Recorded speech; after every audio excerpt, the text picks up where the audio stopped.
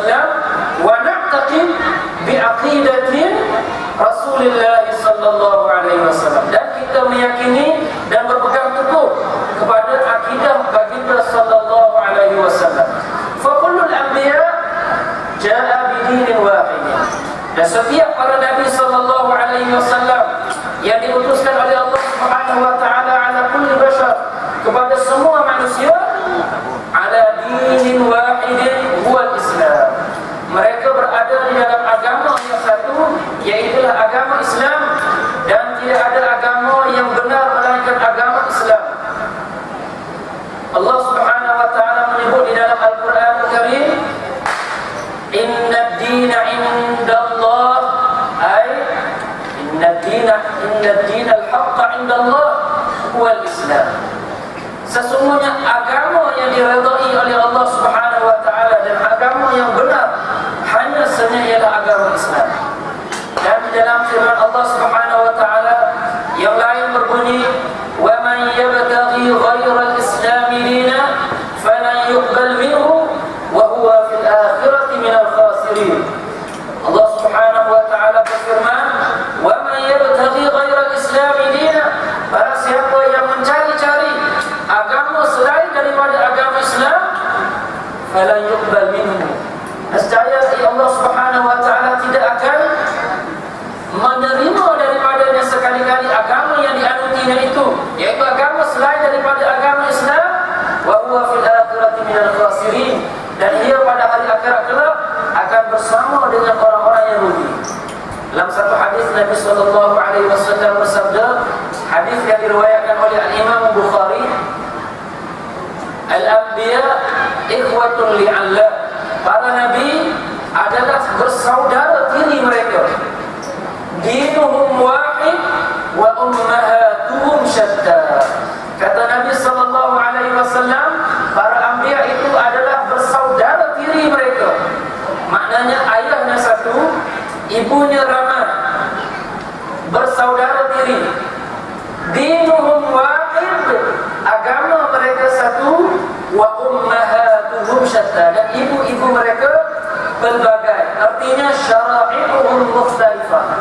Syariat yang diturunkan kepada para nabi ini adalah berbeza-beza di antara satu sama dengan yang lain. Maka dalam hadis tersebut Rasulullah sallallahu alaihi wasallam mentashbih dan mengumpamakan agama yang dianuti oleh seluruh para nabi Allah Subhanahu wa taala, bermula dengan Nabi Adam alaihi salatu wasallam hinggalah nabi penutup bagi segala nabi, yaitu Nabi Muhammad sallallahu alaihi wasallam. Haula ala dinin wahidin, mereka ini berada di atas agama yang satu, yaitulah ayah yang satu diumpamakan dengan ayah yang satu yang mempunyai isteri yang berbagai. Maka anak yang lahir daripada isteri yang ramai itu dinamakan di antara satu sama lain anak tiri. Lalu diumpamakan Nabi sallallahu alaihi wasallam dengan nabi-nabi yang lain, yaitulah saudara tiri, agama mereka satu, wa ummahatuhum syatta. Tetapi syariat yang diturunkan kepada mereka adalah syariat yang berbeza-beza di antara satu sama lain. Kerana apa? Syariat Nabi Adam alaihi salatu wassalam ialah dibenarkan supaya anak pada perut yang pertama boleh dikahwinkan dengan anak pada perut yang kedua, walaupun mereka mempunyai hubungan adik-beradik. Maka pada syariat tersebut lihikmatin ma, kerana ada hikmah tertentu, Allah Subhanahu wa taala mensyariatkan dan mengundangkan, dibenar dan disyaratkan seseorang itu berkahwin adik-beradik tetapi berlainan perut. Tetapi syariat ini diubah dan dimasukkan oleh Allah Subhanahu wa taala pada pensyariatan yang diturunkan kepada nabi-nabi yang seterusnya, hinggalah kepada Nabi Muhammad sallallahu alaihi wasallam diharamkan perkara tersebut untuk dikahwinkan di antara adik-beradik walaupun berlainan perut. Tuan-tuan yang dirahmati oleh Allah Subhanahu wa taala, Adam alaihi salatu wassalam nabiyyun wa rasul. Adam adalah nabi dan rasul bil ijma'. Secara ijma' dinukilkan di dalam kitab Al-Farq Bainal Firaq. dinukilkan bahawasanya Adam alaihi salatu wassalam awalul bashar, dia adalah seawal-awal manusia, dan ia nabi dan juga rasul. Nabi dan juga rasul. Maka janganlah kita indahkan sekiranya ada suara seseorang yang mengatakan Adam alaihi salatu wassalam bukan nabi dan bukan rasul. Jangan diindahkan dan dipedulikan akidah yang dipelopor oleh beberapa golongan yang berhaluan kiri yang membawa panji golongan Al-Wahabiyah. Mereka mendakwa bahawa Adam alaihi salatu wassalam bukanlah nabi dan bukanlah rasul, sedangkan Allah Subhanahu wa taala menyebut secara terang di dalam Al-Quran, innallaha astafa Adam, sesungguhnya Allah taala memilih Nabi Adam alaihi salatu wassalam wa Nuh dan Nabi Nuh alaihi salatu wassalam, sehinggalah akhir ayat menunjukkan bahawa susunan ayat itu diterangkan senarai para anbiya Allah Subhanahu wa taala, dan dimasukkan Adam alaihi salatu wassalam dalam kelompok para nabi Allah Subhanahu wa taala. Dalam satu hadis yang diriwayatkan oleh Tirmizi, bahawasanya Nabi sallallahu alaihi wasallam bersabda, Adam faman siwahu minan nabiyyin tahta liwa'i yaumal qiyamah. Adam dan selain daripada Nabi Adam, yaitu dari kelompok para nabi, mereka akan bersama, mereka akan berada tahta liwa'i yaumal qiyamah, berada di bawah bendera Rasulullah sallallahu alaihi wasallam pada hari kiamat kelak. Jelas di dalam hadis tersebut Rasulullah sallallahu alaihi wasallam menyebut bahawa Adam alaihi salatu wasallam nabi dan juga rasul, dan ia merupakan abul bashar, ayah bagi segala manusia yang ada pada hari ini. Laulal Adam ma wujudna, kalaulah tiadanya Adam, nescaya tiadalah kita. Begitu. Maka kenabian Nabi Adam alaihi salatu wasallam bil ijma' adalah dengan ijma'. Adapun dalam kitab Ushulus Salasah yang dikarang oleh Muhammad bin Abdul Wahab yang berasal daripada negara Najd di Saudi, yang menghina Nabi Adam alaihi salatu wasallam, lalu disebarkan mereka yang mempelajari ilmu ini di Madinah Al-Munawwarah, lalu menyebar akidah golongan Al-Wahabiyah dan menyerang Nabi Adam alaihi salatu wasallam. Nahnu la na'khudh minhum, kita tidak akan sekali-kali mengambil akidah yang bercanggah dengan Al-Quran dan sunnah Nabi sallallahu alaihi wasallam. Ma min qaulin yu'khadhu wa yutraku illa qaulil Mustafa sallallahu alaihi wasallam. Tidak ada satu pendapat yang diterima dan ditolak melainkan pendapat Rasulullah sallallahu alaihi wasallam kita terima dan kita akui kebenaran baginda sallallahu alaihi wasallam. Sehingga kan golongan ini di dalam kitab Ad-Dinul Khalis, Ad-Dinul Khalis dikarang oleh seorang pensyarah Madinah Al-Munawwarah University yang dinamakan sebagai University Islam of Madinah. Dia menyebut di dalam satu kitab Ad-Dinul Khalis, lalu dia mengatakan Al-Hawa, isteri kepada Adam alaihi salatu wassalam, as-sahih, pendapat yang benar di sisi Al-Quran pada tanggapan golongan Al-Wahabiyah, Al-Hawa musyrikah. Hawa adalah golongan musyrik yang mensyirikkan Allah Subhanahu wa taala. Na'udzubillahi min dzalik. Andai kata Ahlus Sunnah wal Jamaah, andai kata Hawa itu merupakan orang yang mensyirikkan Allah taala, nescaya dia bukan berada dalam agama Islam dan ia tidak diiktibar sebagai orang yang beriman kepada Allah Subhanahu wa taala. Bila mana berkahwin, semua syariat tidak sah berkahwin di antara orang yang mensyirikkan Allah Subhanahu wa taala. Andai kata berlakunya perkahwinan dengan musyrikah, dengan orang yang mensyirikkan Allah taala, anak yang lahir hubungan itu adalah hubungan zina dan anak yang lahir adalah anak zina. Maka apakah yang akan dihukumkan kepada perkahwinan yang dilakukan oleh Adam alaihi salatu wassalam dengan ibunda Hawa radhiyallahu anha? Adakah golongan Al-Wahabiyah akan mengatakan bahawa perkahwinan di antara Adam alaihi salatu wassalam dengan Hawa sah, dan anak yang lahir termasuk kita yang ada sekarang ini adalah di antara jumlah manusia ini, termasuklah golongan Al-Wahabiyah itu sendiri adalah dikira sebagai anak zina wa na'udzubillahi min dzalik. Ini semua ini adalah satu tambahan, suatu benda yang boleh bercanggah dengan akidah Ahlus Sunnati wal Jamaah. Summa Al-Wahabiyah yukaffiruna, golongan Al-Wahabiyah yukaffiruna walidai Rasul sallallahu alaihi wasallam. Mereka mengkafirkan kedua ayahanda dan ibunda baginda sallallahu alaihi wasallam. Di dalam banyak ceramah, di dalam banyak kitab-kitab yang dikarang oleh Tun Arab atau tidak Tun Arab yang berpahaman golongan Al-Wahabiyah, maka di sana mereka mencemooh dan mengkafirkan ibunda dan ayahanda baginda sallallahu alaihi wasallam semata-mata dakwaan bahawasanya Nabi sallallahu alaihi wasallam menyebut, inna abi wa abaka finnar, inna abi wa abaka finnar. Hadis tersebut, inna abi, sesungguhnya ayahku yakni Rasulullah, dan ayahmu di dalam neraka.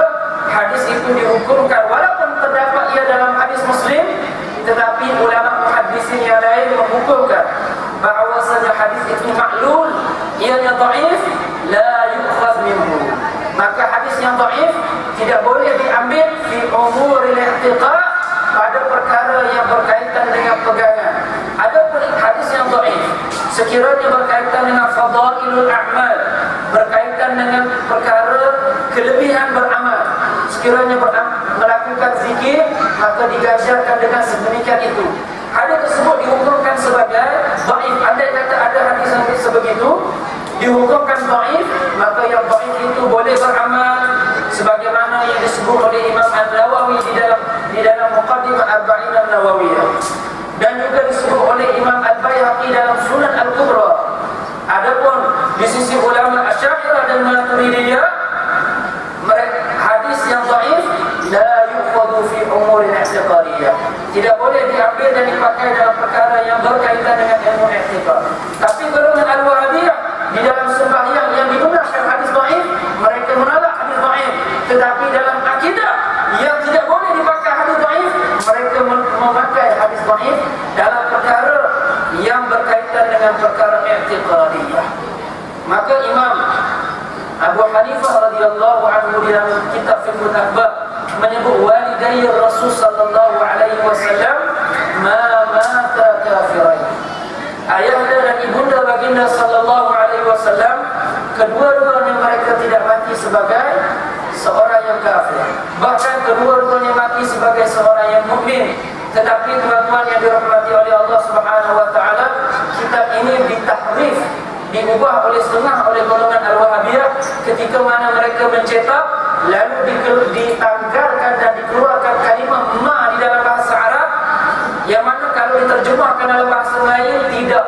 Maka penafian mereka tidak mati dalam kekufuran itu, bila tidak ada penafian itu seolah ia mengisbatkan. Lalu kalau dibaca tidak ada kalimah tidak, maka bila dibaca, kita yang tidak tahu tentang usul asal hukum kitab ini, kita akan baca bahawa ibu dan ayahanda baginda sallallahu alaihi wasallam mati sebagai seorang yang kafir. Tetapi pada manuskrip yang asal, ia tidak sebegitu rupa, tetapi ia diubah oleh golongan Al-Wahabiyah di dalam cetakan-cetakan yang keluar daripada Saudiyah dan beberapa cetakan daripada Lebanon, yang mana cetakan tersebut hanya mementingkan warikit dan menketing supaya dibeli dan disebarkan kepada masyarakat. Tuan-tuan yang dirahmati oleh Allah Subhanahu wa taala, Imam Muslim, walaupun hadis itu disebut di dalam Muslim, tapi Imam Muslim pada muqaddimahnya dia menyebut hadis yang di dalam Muslim itu apabila dibentangkan kepada ulama muhaddisin, ia ditolak, diterima semua hadis tersebut melainkan 40 hadis, dan kata ulama kemungkinan satu hadis yang ditolak oleh para ulama muhaddisin ialah hadis yang berkaitan dengan ibunda dan ayahanda baginda sallallahu alaihi wasallam yang mati sebagai seorang yang beriman, yang mati sebagai seorang yang kafir. Hadis ini adalah hadis yang maklum, tidak boleh diiktibar di dalam Islam. Andai kata tuan-tuan terdengar di dalam berita ataupun dalam TV Hijrah ataupun di mana-mana yang mengatakan bahawasanya Nabi ibundanya mati sebagai kafir, wal'iyadu billah, maka jangan dipakai kerana bercanggah dengan hadis Nabi sallallahu alaihi wasallam. Bercanggah dengan hadis Nabi sallallahu alaihi wasallam. Dan ijma' ulama, jumhur ulama mengatakan kedua-dua Nabi ibunda dan ayahanda baginda sallallahu alaihi wasallam tidak mati sebagai seorang yang kafir. Tuan-tuan yang dirahmati oleh Allah Subhanahu wa taala, oleh kerana itu kesedaran mempelajari dan memahami ilmu yang berkaitan akidah ini suatu benda yang sangat-sangat dihajati, khususnya di zaman kefasadan umat. Nabi sallallahu alaihi wasallam pernah bersabda di dalam satu hadis yang berbunyi, al-mutamassiku bis-sunnati inda fasadi ummati falahu ajrun syahid. Orang yang berpegang dengan akidah, dengan syariat man al-mutamassiku bis-sunnati, kalimah sunnah idza utliqa fi zaman Rasul sallallahu alaihi wasallam al-murad bi dzalika al-aqidah wa syariah.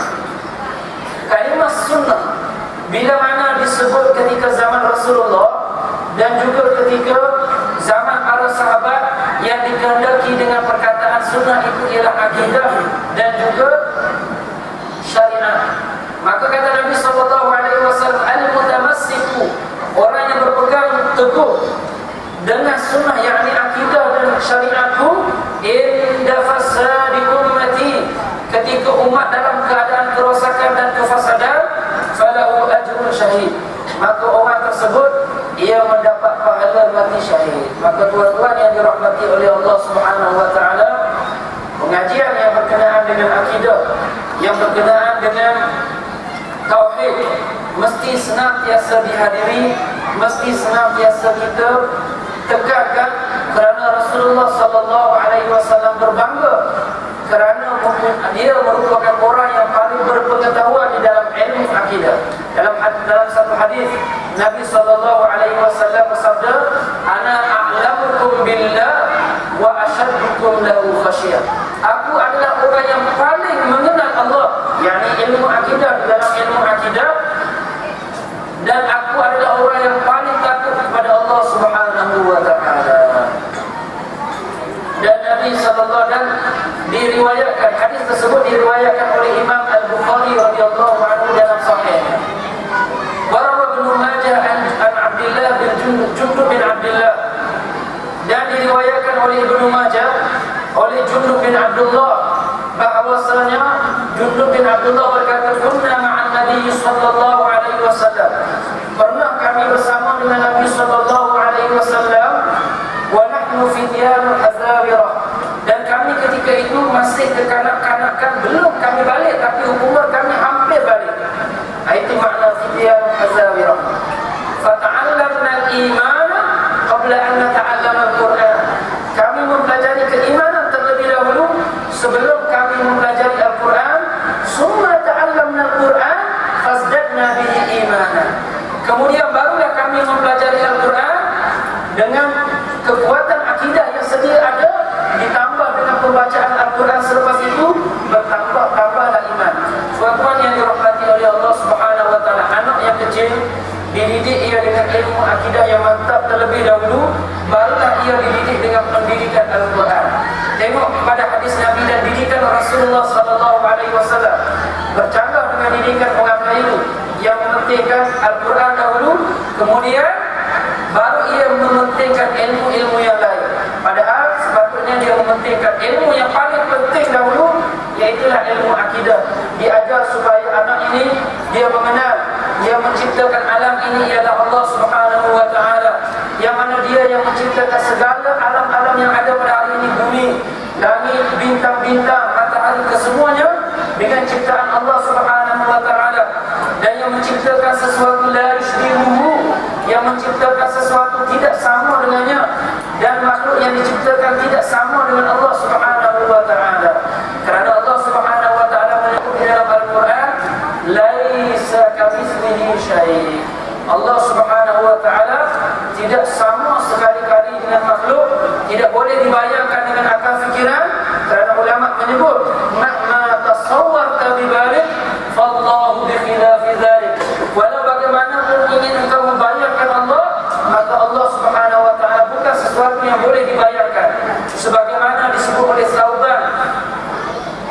bin Ibrahim yang dikenali dengan Zunnun al-Misri, dan itu juga disebut oleh Imam Ahmad bin Hanbal sebagaimana dinukilkan oleh Ibnu Asakir di dalam kitab Tarikh ad-Dimashq.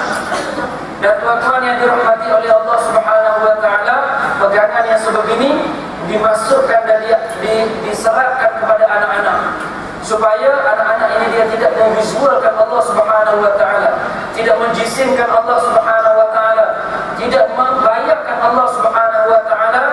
Berkata Sulaiman Al-Khattabi, guru kepada Imam Al-Baihaqi, dia kata yajibu ala kulli muslim, yajibu alaina wa ala kulli muslim, dia kata wajib ke atas kita dan ke atas setiap orang muslim